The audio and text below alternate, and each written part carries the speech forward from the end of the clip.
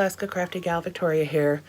It's been a while. I kind of want to explain my absence without going into too much detail, but my mother passed away.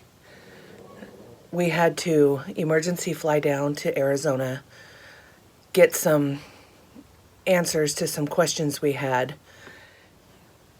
and handle her estate. So we were busy with that for a while.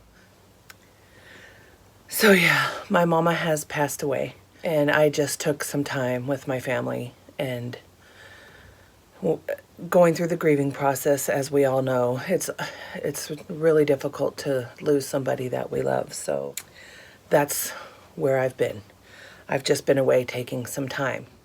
Yeah, so I apologize for my absence.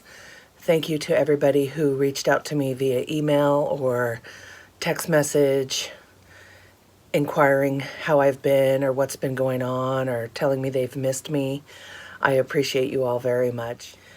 It did my soul some good to know that you were out there thinking about me and wondering where I was. So I appreciate you guys very much. Thank you very much. Anyway, with that sad news being told, I want to, from the darkness, there's always light, you know. So my daughter Anna has made it up to Alaska safe and sound. If you all remember, I'm going to be a grandma. And she got up here, she's due September 15th. And she arrived up here the end of June 20th. And my little grandson decided he did not want to wait. He didn't want to wait to be born. She was having she suffers kidney stones and wound up going to the emergency room because the pain was getting pretty bad. Well, they medevaced her from the peninsula where I live in Alaska to Anchorage. He was born July 16th at 10:13 p.m. So he's early, 8 weeks and 5 days early, but he's doing very good. Surprisingly well considering how early he's been born. And I will post a picture here or on the next slide.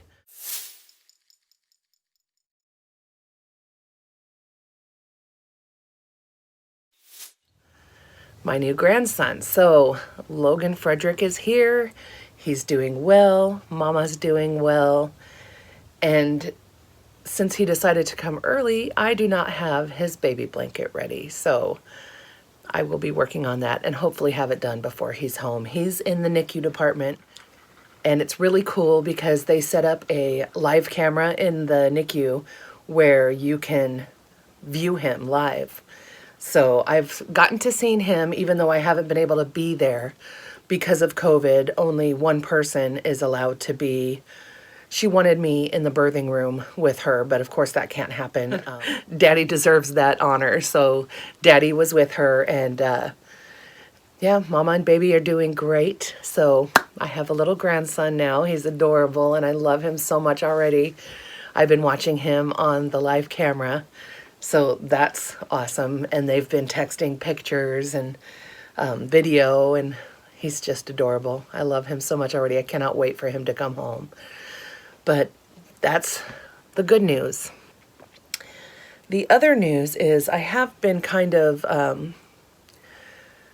mindless crafting, I guess you could say, where I could be lost in my thoughts and not have to concentrate too much on a pattern. And I just did, well, I've kept up on my temperature blanket with the exception of yesterday, which today is July, gosh, I don't even know what today is. 18th, I believe. But I did keep up on my temperature blanket. So this work in progress is caught up into the day Logan was born on the 16th. But it's coming along really nice. I have kept up on this. I did stay away. Obviously, when I was in Arizona, I didn't work on it. But I did catch up on it when I got back to Alaska. So if you remember, let's see. Okay, January, February, March, April. Okay, so this is the end of April here. So this is all of May to here.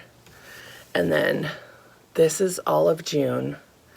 And then this is July. And this special row right here, I did a half, all of my blanket is done in single crochet, but this row right here is the day Logan was born, and it's a variegated, and it's done in half double crochet to honor that special occasion of the year. So I did that row in half double crochet. And like I said, with the exception of yesterday and of course today, because I don't know what the high is of today yet, it's all caught up.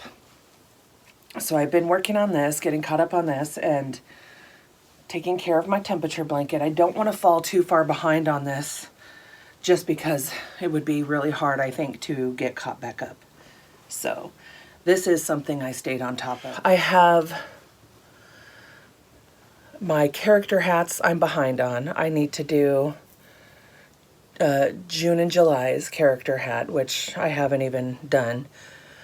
Before the news of my mother passing away, I had filmed a Funky Fiber Friday video, just never posted it. So I do have another Funky Fiber Friday video coming up next week. And I started to record something else, but I don't remember what it is now. I'd have to go back and look. I haven't been as good about measuring all the yarn I used, but I don't know where, it's buried somewhere. But I have a little notebook that I've been writing how much yarn I used for June and May and so far in July. But I'll get caught up on the paperwork aspect of that and show that in my next recorded video when I get to that. Another thing I've been doing in the craft room is, do you guys remember my crumb blocks? Well, I'm not kidding you. I've made a million. And I showed you some of these a while back. I wanted to make a really scrappy, out of all my little bits of fabric that's left over, my cutoffs, I wanted to make a quilt out of all of these little crumb blocks. So I'm just piecing a bunch of little bits together, and I've been working on like just stacks and stacks and stacks of these. Yeah, I laid them out on the bed. I'm gonna sash them all in, I think, white, because I want to tone it down. See, if they were all together side by side, I mean, nothing wrong with that. It's just super busy. So I kind of want to break up the busyness with like 1-inch sashing all around every square and then connect the blocks that way, especially also because of the seams. Oh, I bent that seam. Because of the seams, there's so many seams, and that would just be a lot, you know. I'll use a thicker batting too, but it would just be a lot for the machine to go through. So I'm gonna sash each one in a white 1-inch frame and yeah, have it broken down a little bit, tone it down just a notch. I love bright and colorful, so this doesn't bother me. But yeah, this is the stack that lays out perfectly, and I forget how many blocks there is. I'll count them and put a little note down below right here. But I need to make 18 more. So last night I did, I think, 9 here. There's 1, 2, 3. Look at this one. A little kitty cat face poking out. Leftover scraps from a bag I made Billy, the Crafty Floridian. 4. You'll probably recognize bits of bags that I've made for you. It's cute. 7. I have 8 here. I need 18 more. So once I get them done, I can start sashing them and putting them all together. And then another craft I've been doing, I discovered, was it's a thing called fabric postcards. Now, I watch a channel called RsislandCrafts. I will link her channel down below. This is where I saw it, By no means am I saying this is my original idea, but these are so stinking cute. So I saw her making these and I was like, oh, those are adorable. I want to start making some of those. Well, I showed a couple people and they were like, oh my gosh, I want some. So they're going to order some from me. But it's using up literally like my little shreds that are cut off, little tidbits and bobs of fabric cut off, corners and things when we're making other items. So this is fabric postcard or note card. These are all actually note cards, but so an envelope, and you can write all on the inside because there's no stitching on this bit. It's just stitched on this card, this piece that it's on a foundation and stitched with a zigzag and then adhered to the note card. So that's one.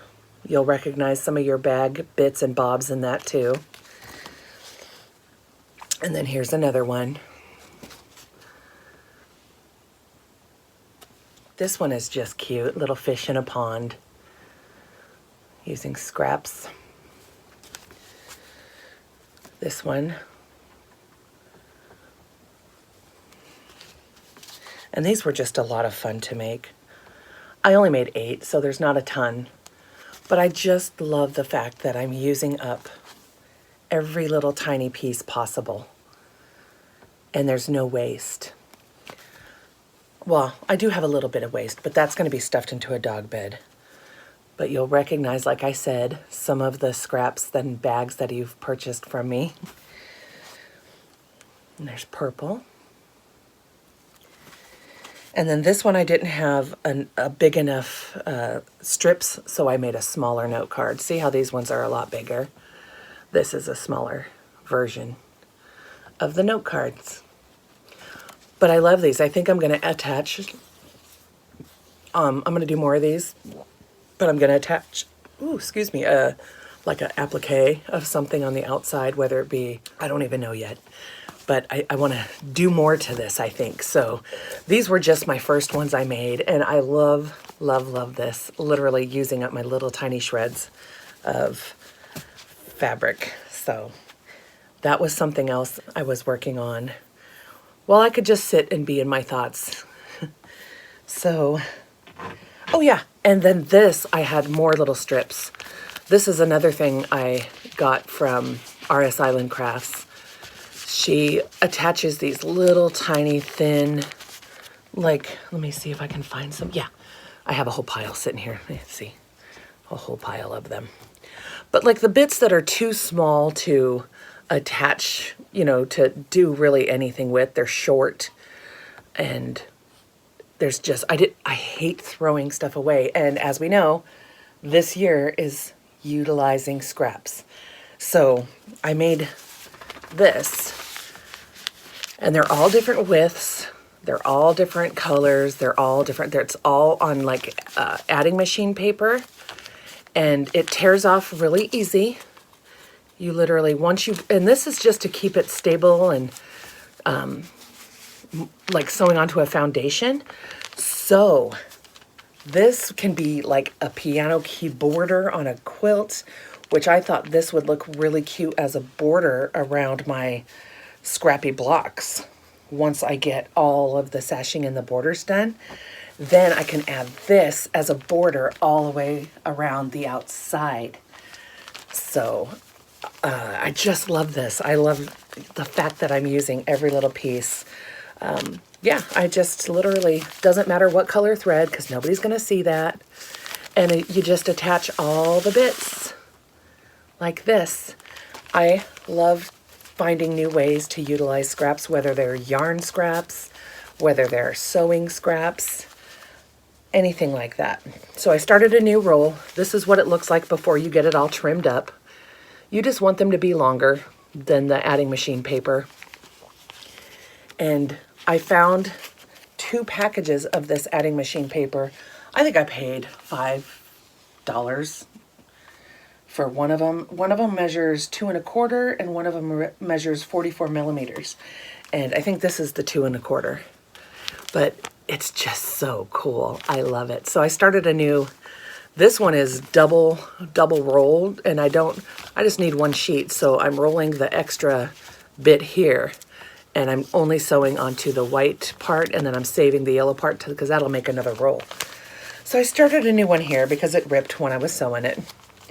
But it doesn't matter. You can attach these two ends once you trim it down if you need it longer, and you just keep going. So that's another thing I was working on. And then, oh gosh, I'm going to have to come up with some granny square projects because I have got, let me show you.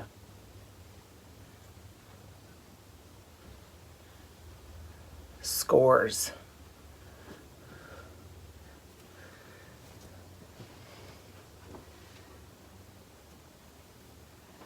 And scores.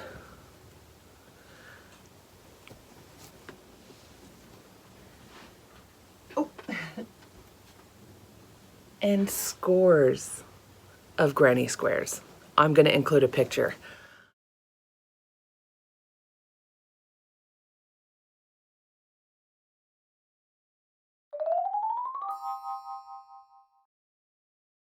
So hundreds of thousands. It literally fills a giant basket that I have, like a huge basket.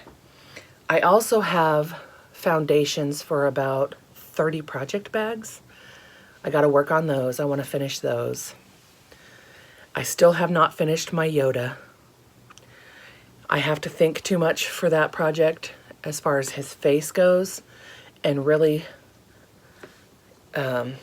precise stitch counts, and my mind frame hasn't been there to focus that much attention on him.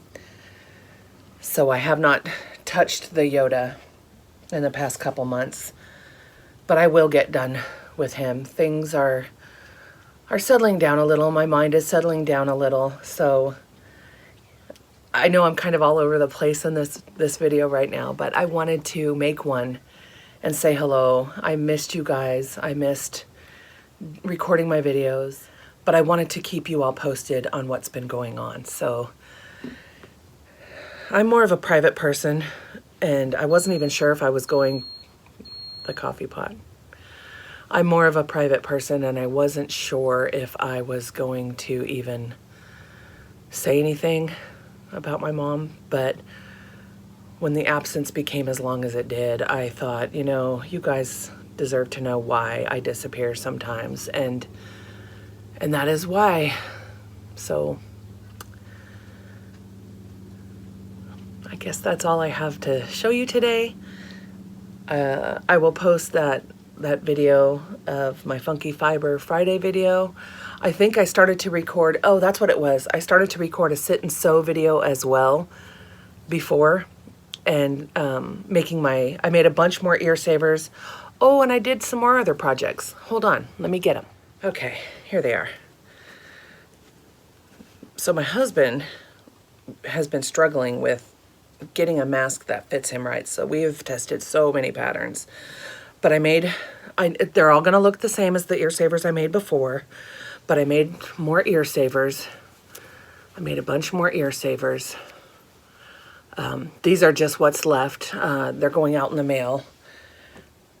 Oh, here's another one attached to this. Here's another one. But I've just been using up a scrap rectangle. So a lot of them are duplicates. Like I must have 20 of this kind, you know, or had, I should say.